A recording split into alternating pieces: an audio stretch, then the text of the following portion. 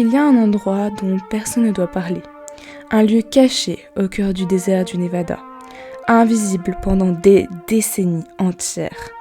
Entouré de caméras, de capteurs, de silence et surtout de mystère. Aujourd'hui, nous allons parler de la zone 51.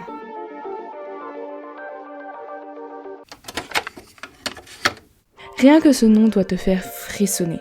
C'est pas juste une base militaire, c'est devenu un vrai mythe. Un endroit que certains regardent comme une réplique de la guerre froide. D'autres comme un berceau de toutes les technologies secrètes des États-Unis. Et même sans rentrer dans tous les fantasmes ou les théories, l'histoire vraie de la zone 51 est déjà totalement fascinante. Aujourd'hui, je vais te raconter toute son histoire. Mais pas avec des on-dit ou des peut-être, juste des faits réels et avérés. Et tu vas voir, c'est déjà assez fou. On embarque ensemble dans cette zone à la fois mystérieuse et fascinante. Tout commence dans les années 1950. Le monde vient de sortir de la Seconde Guerre mondiale. Mais la paix, elle, est encore fragile. Très vite, un nouveau conflit prend forme. Un conflit froid, silencieux, invisible. La guerre froide. Les États-Unis et l'Union soviétique entrent dans une course à tout.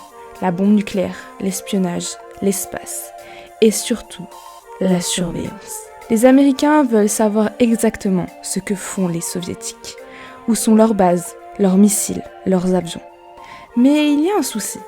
Comment observer un pays aussi vaste sans se faire repérer? C'est là qu'entre en jeu un projet secret. Le développement de l'avion espion U-2. Un engin capable de voler bien plus haut que les avions classiques, à plus de 20 000 mètres d'altitude, pour prendre des photos ultra précises du territoire ennemi. Mais construire un avion pareil, le tester, le faire décoller, ça ne passe pas inaperçu. Ça ne peut pas se faire dans un aéroport classique. Il faut un lieu isolé, invisible, discret. Et c'est comme ça que naît la zone 51. Un lieu plutôt discret. En 1955, des ingénieurs de la CIA et de la Lockheed Martin cherchent un endroit où construire une piste secrète. Et là, en survolant le Nevada, ils repèrent un ancien lac asséché, le Groom Lake. Le sol est plat, dur, parfait pour faire atterrir des avions. Et autour, c'est le vide total. Pas de ville, pas de route, pas d'habitants. Juste du sable et des montagnes. C'est l'endroit idéal. Le président Eisenhower valide le projet et la base est construite, mais totalement dans le secret. Et quand je dis secret, je parle pas juste d'un projet confidentiel, non. La zone 51 n'existe officiellement pas. Elle est absente de toutes les cartes, elle n'apparaît dans aucun document public, aucun discours officiel. Les gens qui y travaillent sont transportés en avion privé depuis Las Vegas, dans des avions banalisés, sans logo. Et ils n'ont pas le droit de dire à leur famille où ils vont, ce qu'ils font, ni même ce qu'ils voient. Te rappelles-tu pourquoi ils ont construit cette base? Bien évidemment, pour tester le U-2, l'avion censé espionner l'Union soviétique. Il est donc testé ici même, dans cette base. Et devine quoi? Il fonctionne. Mais ce que personne n'avait prévu, c'est que les gens allaient commencer à tout voir. Le U-2 volait à des altitudes jamais atteintes. Et pour ceux qui étaient au sol, ou dans des avions de ligne, ça ressemblait à une sorte de lumière étrange, ultra haute, ultra rapide. Et comme personne ne savait que cet avion existait, beaucoup de gens ont commencé à parler d'objets volants non identifiés, dits ovnis. Et ce qui est dingue, c'est que plutôt que de dire « Ah non, c'est juste un avion expérimental, ne vous inquiétez pas », le gouvernement américain a décidé de nier, de tout cacher, de tout enterrer. Résultat, les rumeurs explosent. Et plus le secret grandissait, plus le mythe se construisait autour de la zone 51. Durant les années 60, 70 et 80, la zone 51 devient le terrain d'essai de presque tous les avions furtifs et expérimentaux de l'armée américaine. Le SR-71 Blackbird, ce monstre noir capable de voler à plus de 3000 km/h, a été testé là, dans la zone 51. Le F-117 Night Hawk, le premier avion furtif vraiment opérationnel, lui aussi a été testé dans la zone 51. Et à chaque fois, les mêmes phénomènes.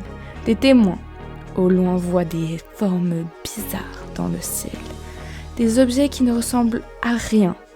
Et comme tout est classé secret défense, on ne répond rien. On laisse les gens s'imaginer tout ce qu'ils veulent. Même les pilotes militaires parfois ne savent pas ce qu'ils ont vu. Et c'est comme ça, lentement, que la zone 51 devient un lieu de fantasmes. Pas à cause des mensonges, non, mais à cause du silence. Ce silence va durer jusqu'en 2013. Oui, tu as bien entendu, 2013. C'est seulement cette année-là que la CIA reconnaît officiellement l'existence de la zone 51. Et encore, c'est pas parce qu'ils ont eu un éclair de générosité, c'est à cause d'une demande d'accès à des documents officiels faits par des journalistes via le Freedom of Information Act. Et dans ces documents, on découvre que la zone 51 a bien existé depuis les années 50. Qu'elle a été utilisée pour tester des avions secrets. Mais c'est tout. Aucune mention d'extraterrestres, aucun vaisseau spatial, aucun complot. Juste des prototypes d'avions, des projets top secrets et un isolement total pour protéger ses recherches. Mais même sans aliens, même sans mythe cosmique, l'histoire reste passionnante.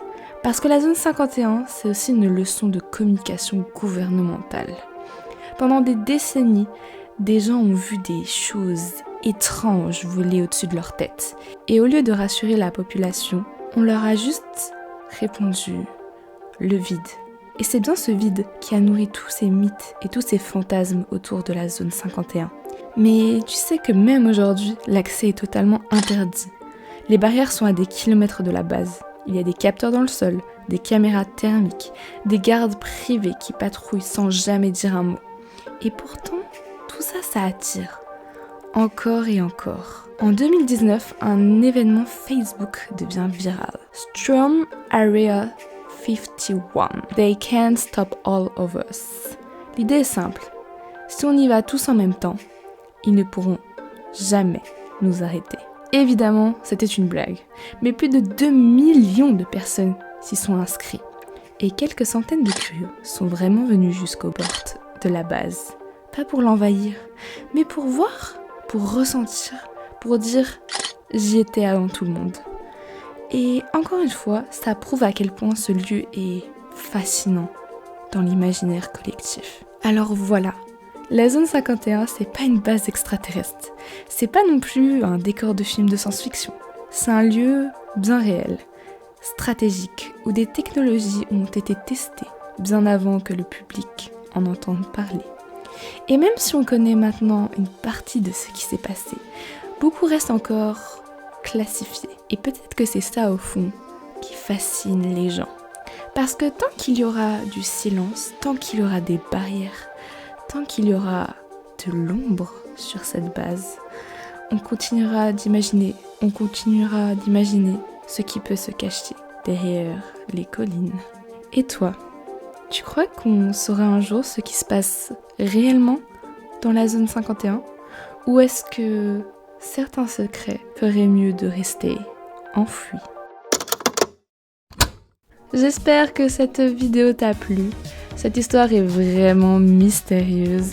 J'adore parler d'histoires de ce genre parce que ça nous permet de augmenter un peu plus notre culture générale et d'augmenter un peu plus notre curiosité sur le monde, parce que beaucoup de gens entendent parler d'une base extraterrestre, mais en réalité, moi, avant de faire mes recherches sur la zone 51, je ne savais pas que des avions étaient testés là-bas et que c'est ça qui a développé le mythe autour de cette base. Donc j'espère que cette vidéo t'a plu, n'hésite pas de la liker, commenter et de la partager à tes amis. Si mes histoires te plaisent, je te pose 2 à 3 histoires par semaine. N'hésite pas à t'abonner, ça me soutient énormément. Et nous, on se retrouve pour une prochaine histoire. Bye!